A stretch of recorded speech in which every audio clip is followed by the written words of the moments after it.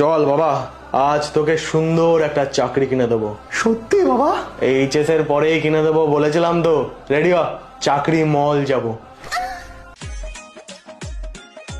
আগে ওটাই চল। বলছি দাদা, ছেলে তো ডাক্তার হওয়ার বায়না করেছে, আমারও ইচ্ছে। কত পড়বে? আরে দাদা, আমি বাজেটে করে দেবো। এমনি কাস্টমার সার্ভিস ঠিকঠাক তো?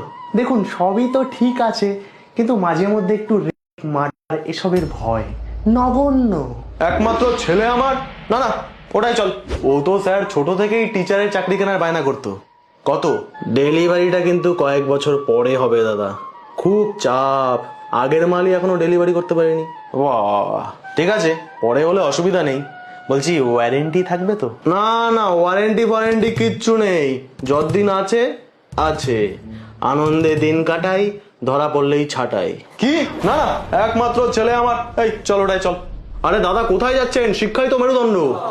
তোমাদের আইন পকেটে কতটা ইন করলে কেনা যায় সেটা কম, কিন্তু উকিল হতে গিয়ে ও কিল হয়ে যেতে পারে।